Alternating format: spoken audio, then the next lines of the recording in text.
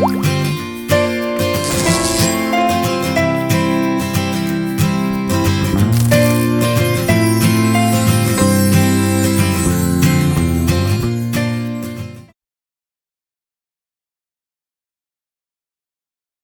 Everyone and welcome to the next summary lecture. अब आज हम लोग जर्नल का जितना भी पोर्शन रह गया था वो सारा रिवाइज करेंगे।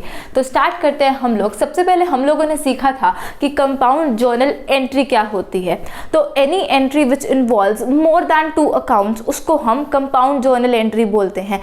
तो कोई भी एंट्री जिसमें 2 से ज़्यादा अकाउंट्स इन्वॉल्व हो गए वो कंपाउंड जर्नल एंट्री है। इसका मतलब क्या हुआ, कोई भी एंट्री जिसमें एक से ज़्यादा डेबिट हो या एक से ज़्यादा क्रेडिट हो तो उसे हम क्या बोलेंगे, कंपाउंड जर्नल एंट्री बोलेंगे। अब जब भी हमने कोई कंपाउंड जर्नल एंट्री को रिकॉर्ड करना है तो ध्यान में क्या बात रखनी है कि हमें हमेशा चेक करना है कि total of debit should be equal to total of credit, क्योंकि या तो डेबिट ज़्यादा होने वाले हैं एक से ज़्यादा या फिर क्रेडिट एक से ज़्यादा होने वाला है, क्योंकि in totality compound journal entry में क्या होता है, more than 2 accounts are involved. इसलिए जब भी हम वो जर्नल एंट्री पास करेंगे या जब भी हम उसके लिए वर्किंग नोट बनाएंगे हमने चेक करना है कि हमारा total of debit should be equal to total of credit. उसके बाद हमने सीखा था कि डिस्काउंट क्या होता है। तो कोई भी रिडक्शन हमें मिले उसको हम क्या बोलते हैं, डिस्काउंट बोलते होते हैं। अब डिस्काउंट 2 तरीके का रहता है, पहला है ट्रेड डिस्काउंट और दूसरा है कैश डिस्काउंट।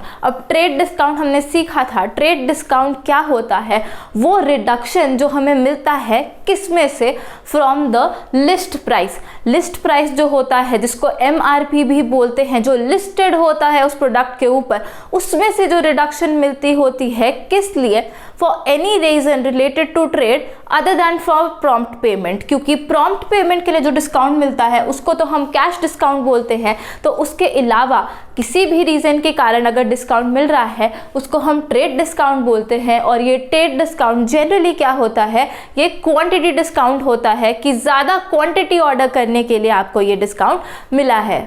अब ये जो ट्रेड डिस्काउंट होता है it is allowed at the time of purchase itself. जिस टाइम आप लोग परचेज करने गए, मतलब कि जिस टाइम वो ट्रांजैक्शन हो रही है उसी टाइम क्या है, ये ट्रेड डिस्काउंट हमें मिल जाता होता है या देना पड़ जाता है। और सबसे इंपॉर्टेंट चीज़ जो हमने ट्रेड डिस्काउंट के बारे में याद करी थी वो क्या थी कि ये जो ट्रेड डिस्काउंट होता है it is shown in the invoice itself. Invoice में ही ये डिडक्टेड होता है और फिर जाके हमारा वो इनवॉइस बना होता है। मतलब कि this trade discount is already deducted in the invoice.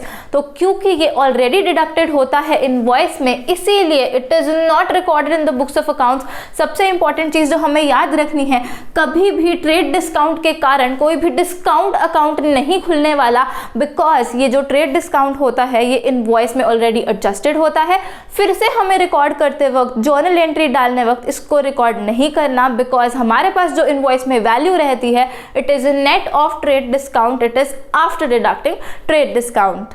उसके बाद हमने सीखा था कि कैश डिस्काउंट क्या होता है। Cash discount is always given from the invoice price.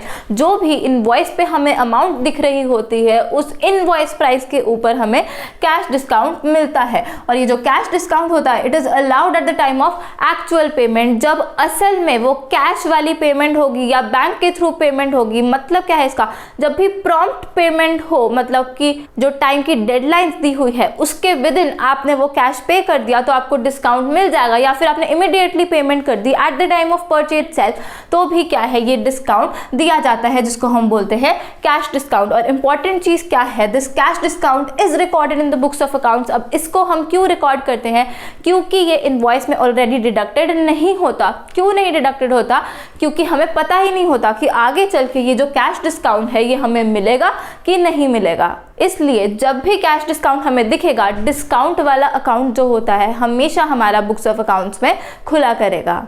तो जब भी हमें कोई क्वेश्चन दिखेगा जिसमें ट्रांजैक्शन दी होगी, जिसमें ट्रेड डिस्काउंट भी दिया होगा और कैश डिस्काउंट भी दिया होगा, हमने क्या करना है, सबसे पहले तो हमने लिस्ट प्राइस लिखना है, क्योंकि जो ट्रेड डिस्काउंट होता है वो लिस्ट प्राइस के ही ऊपर होता है। तो अब लिस्ट प्राइस में से हम ट्रेड डिस्काउंट जो होगा उसको माइनस कर देंगे और ऊपर की चीज़ अब हम भूल जाएंगे। हमारे लिए जो भी जर्नल एंट्री डलनी है it will be net of trade discount. वही वैल्यू हमारे लिए इंपॉर्टेंट है जिसमें से ट्रेड डिस्काउंट ऑलरेडी डिडक्टेड है और उसी से हमारी जो भी जर्नल एंट्री रहेगी वो डलेगी और उस बैलेंस अमाउंट पर फिर हम क्या करेंगे, कैश डिस्काउंट दिया करेंगे। साथ ही में हमें याद रखना है कि अगर हम परचेजर हैं, हम परचेज कर रहे हैं, गुड्स को खरीद कर ला रहे हैं, तो हम डिस्काउंट रिसीव करेंगे क्योंकि हमने ही तो गुड्स को परचेज किया था, अब हमें डिस्काउंट मिलेगा। तो डिस्काउंट रिसीव्ड होता है परचेजर के लिए और वो उसके लिए इनकम होती है या फिर गेन होता है, जैसे कि हम ऑलरेडी देख चुके हैं। और अगर हम सेलर हैं तो सेलर के लिए क्या होता है, सेलर हमेशा डिस्काउंट अलाउ करता है क्योंकि उसने वो गुड्स बेचे होते हैं, उसके लिए वो एक एक्सपेंस होता है या फिर एक लॉस होता है। साथ ही में हमें ध्यान में रखनी है बात कि first trade discount is deducted and then cash discount is calculated on the balance amount. कभी भी क्वेश्चन दिखेगा पहले ऑब्वियसली ट्रेड डिस्काउंट ही डिडक्ट होने वाला है बिकॉज वो ऑलरेडी इनवॉइस में एडजस्ट होके आता है, तो सबसे पहले ट्रेड डिस्काउंट डिडक्ट होगा और उसके बाद जो बैलेंस अमाउंट रहेगी उस पे हम लोग कैश डिस्काउंट कैलकुलेट करेंगे। दूसरी चीज जो याद रखनी है वो है while passing entries of purchases return and sales return take care and adjust discount. जब भी आपको परचेज रिटर्न या फिर सेल रिटर्न वाली एंट्री दिखेगी, आप ऊपर जाके देखोगे क्या आपने कोई डिस्काउंट रिसीव या अलाउ तो नहीं किया था, और अगर आपने कोई डिस्काउंट रिसीव या अलाउ किया था तो बाद में जब परचेज रिटर्न हो रही है या फिर सेल रिटर्न हो रही है, आपने उस डिस्काउंट को एडजस्ट करना है और फिर ही आपकी जो जर्नल एंट्री है वो डलेगी। उसके बाद हम लोगों ने टॉपिक देखा था जिसका नाम था बैंकिंग ट्रांजैक्शन। तो बैंकिंग ट्रांजैक्शन में सबसे पहले हम लोगों ने देखा था कि कॉन्ट्रा एंट्रीज क्या होती है। तो कॉन्ट्रा एंट्री वो एंट्री होती है जिसमें सिर्फ दो अकाउंट्स इन्वॉल्व होते हैं, पहला कैश अकाउंट और दूसरा बैंक अकाउंट। कोई भी और अकाउंट इन कॉन्ट्रा एंट्रीज में इन्वॉल्व नहीं होता। अब क्योंकि सिर्फ कैश अकाउंट और बैंक अकाउंट ही इन्वॉल्व हो सकते हैं कॉन्ट्रा एंट्री में, तो सिर्फ दो ही एंट्रीज हैं जो इसमें आती हैं।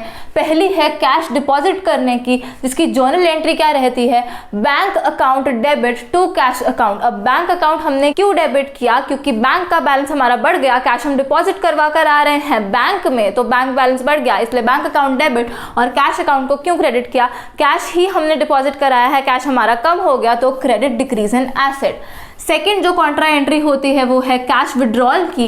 कैश हम लोगों ने विड्रॉ कर लिया बैंक में से, तो अब हमारे पास कैश आ गया, इसलिए debit increase in asset, cash account हमारा डेबिट हुआ और हमारा बैंक का जो बैलेंस है वो कम हो गया, क्योंकि इसी में से तो हमने कैश विड्रॉ किया है, तो बैंक अकाउंट हमारा क्रेडिट होगा, credit decrease in asset. Contra entries के बाद हमने टॉपिक देखा था ड्रॉइंग्स। अगर हम कर रहे हैं किसमें से, बैंक में से, ओनर कुछ ना कुछ पैसा विड्रॉ कर कर लेकर जा रहा है बैंक में से, तो जर्नल एंट्री क्या रहेगी, drawings account debit to bank account. Drawings को हमने क्यों डेबिट किया, डेबिट डिक्रीज इन कैपिटल, और बैंक अकाउंट को हमने क्यों क्रेडिट किया, क्रेडिट डिक्रीज इन एसेट। हमारा जो बैंक बैलेंस है वो कम हो गया है। उसके बाद हमने देखा था कि अगर हम ट्रांसफर कर रहे हैं पैसा from one account to another account, हमारे एक से ज्यादा अकाउंट है, तो एक अकाउंट से अगर हम दूसरे अकाउंट में पैसे ट्रांसफर कर रहे हैं तो क्या जर्नल एंट्री रहेगी, receiving bank account debit to paying bank account. जो तो बैंक जिसमें पैसे आ रहे हैं तो उसको तो हम डेबिट कर देंगे क्योंकि उसका बैंक बैलेंस बढ़ रहा है,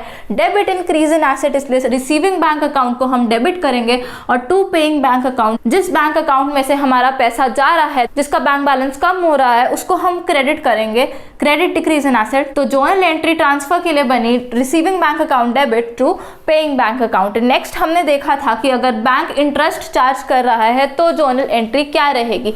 अब बैंक हमसे इंटरेस्ट चार्ज करता होता है on any limit that we taken, चाहे वो सीसी लिमिट हो चाहे वो डब्ल्यूसी लिमिट हो, वो हमसे इंटरेस्ट चार्ज करता होता है। हमारे लिए ये जो वो इंटरेस्ट चार्ज कर रहा है बैंक, हमारे लिए क्या है, हम बिजनेस है, हमारे लिए ये इंटरेस्ट खर्चा है, तो हमारी जर्नल एंट्री रहेगी interest account debit to bank account. Interest account को हमने डेबिट क्यों किया, डेबिट इंक्रीज इन एक्सपेंस, और बैंक अकाउंट को हमने क्रेडिट क्यों किया, क्रेडिट डिक्रीज इन एसेट, क्योंकि हमारा जो बैंक बैलेंस है वो इस इंटरेस्ट के कारण कम हो जाएगा। नेक्स्ट ट्रांजैक्शन थी इंटरेस्ट पेड बाय बैंक। अब पहले बैंक हमसे इंटरेस्ट चार्ज कर रहा था, लेकिन अब वो क्या कर रहा है, वो हमें इंटरेस्ट पे कर रहा है। इसका मतलब क्या है, हम लोग इंटरेस्ट रिसीव कर रहे हैं। किसी ने भी बैंक के पॉइंट ऑफ व्यू से नहीं सोचना, हम अपनी बुक्स ऑफ अकाउंट्स में ये ट्रांजैक्शंस को रिकॉर्ड कर रहे हैं। हमें हमेशा याद रखना है कि we are passing every single journal entry from the point of view of business. हमने अपने बिजनेस की तरफ से ही सारे डिसीजंस लेने हैं। तो अगर बैंक इंटरेस्ट पे कर रहा है या अलाउ कर रहा है तो हम क्या कर रहे हैं, हम वो इंटरेस्ट रिसीव कर रहे हैं, हमारे लिए वो इनकम है। तो जर्नल एंट्री क्या बनेगी, bank account debit to interest received account. Bank account हमने क्यों डेबिट किया, डेबिट इंक्रीज इन एसेट, हमारा बैंक बैलेंस बढ़ गया, और इंटरेस्ट रिसीव्ड को हमने क्यों क्रेडिट किया, क्रेडिट इंक्रीज इन इनकम, हमारे पास एक इनकम आ गई इंटरेस्ट रिसीव्ड के नाम से। नेक्स्ट हमने देखा था ट्रांजैक्शन में था bank charges charged by the bank. अब बैंक हमसे डिफरेंट चीज़ों के लिए जो चार्जेस लेता है, वो बैंक चार्जेस हम कैसे रिकॉर्ड करेंगे, हमारे लिए वो बैंक चार्जेस खर्चा है। तो bank charges account debit to bank account, bank charges को हमने डेबिट क्यों किया, डेबिट इंक्रीज इन एक्सपेंस, हमारी एक्सपेंसेस वाली लिस्ट बढ़ गई, और टू बैंक अकाउंट, हमारा जो बैंक बैलेंस था वो इन बैंक चार्जेस के कारण, इसकी पेमेंट करने के कारण कम हो गया। नेक्स्ट हमने देखा था कि डायरेक्ट डिपॉजिट बाय कस्टमर या फिर check deposited in bank on the same day. तो अब इसमें क्या हो रहा है, या तो जो कस्टमर और डेटर जो लायबल था हमें पैसा देने के लिए, वो डायरेक्टली हमारे बैंक अकाउंट में जाके पैसे जमा करवा रहा है, या फिर जो चेक हमने रिसीव किया है हम उसको सेम डे डिपॉजिट करवा कर आ रहे हैं बैंक में। तो हमने ये चीज़ अच्छे से समझ ली थी कि बैंक अकाउंट को हम डेबिट कर ही कब सकते हैं, कब हम अपना बैंक बैलेंस बढ़ा सकते हैं, जिस दिन हम बैंक में वो चेक डिपॉजिट करवा कर आते हैं उसी दिन हम अपने बैंक बैलेंस को बढ़ा सकते हैं, मतलब कि हम बैंक अकाउंट को डेबिट कर सकते हैं। तो इसकी जो जर्नल एंट्री है वो रहेगी bank account debit to customer या डेटर। बैंक अकाउंट को हमने डेबिट क्यों किया, हमने बैंक बैलेंस अपना बढ़ा लिया, डेबिट इंक्रीज इन एसेट, और टू कस्टमर या डेटर ये लायबल था हमें पैसे देने के लिए, पहले हमने एसेट खड़ाया हुआ था पर अब ये एसेट हमारा कम हो गया, उसने हमें पेमेंट कर दी, तो क्रेडिट डिक्रीज इन एसेट, इसलिए हमने कस्टमर या डेटर को क्रेडिट किया है। उसके बाद हमने देखा था कि हमने चेक रिसीव कर लिया पर उसको डिपॉजिट नहीं कराया, check received but not deposited. तो अब डिपॉजिट ही नहीं करवाया तो बैंक बैलेंस हम नहीं बढ़ा सकते, इसलिए हम एक और एसेट खड़ा करते हैं, किसके नाम से, चेक्स इन हैंड अकाउंट के नाम से हम एक एसेट खड़ा करते हैं। तो एंट्री हमारी क्या बनती है, cheques in hand account debit to customer या debtor.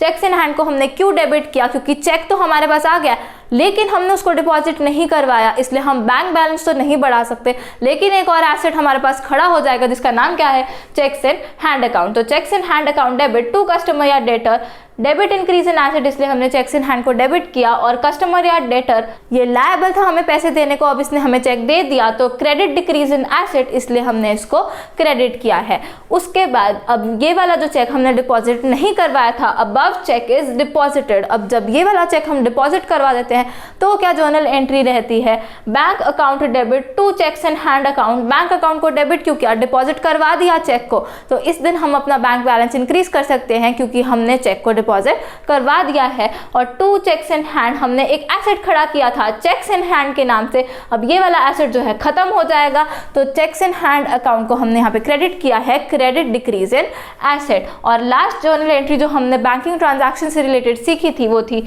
Check earlier deposited now dishonoured, मतलब कि ये जो चेक था हमारा ये क्लियर नहीं हो पाया, हमने अपना बैंक बैलेंस बढ़ा दिया था जिस दिन हमने ये चेक डिपॉजिट करवाया था, लेकिन असल में हमारा बैंक बैलेंस नहीं बढ़ा। तो अब क्या करना पड़ेगा, बैंक बैलेंस को तो कम करना पड़ेगा, तो उसको क्रेडिट करेंगे, और साथ ही में ये कस्टमर और डेटर जिसको हम खत्म कर चुके थे कि इसने तो हमें चेक दे दिया है, वो फिर से हमारा एसेट बन जाएगा क्योंकि अब फिर से वो लायबल हो चुका है हमें पैसे देने को। तो जर्नल एंट्री बनेगी कस्टमर या debtor debit to bank account. Customer या डेटर को हमने डेबिट क्यों किया, डेबिट इंक्रीज इन एसेट, और बैंक अकाउंट को हमने क्यों क्रेडिट किया, क्रेडिट डिक्रीज इन एसेट। तो इसी के साथ ये वाला जो समरी लेक्चर है वो यहाँ पर खत्म होता है। आई होप सभी को सब कुछ विद लॉजिक समझ में आ रहा हो और हर तरह का क्वेश्चन आप लोग सॉल्व कर पा रहे हो। अब आगे के टॉपिक्स हम लोग नेक्स्ट समरी लेक्चर में कवर करेंगे। तो thanks for watching, do share this video, keep smiling and keep learning, bye bye.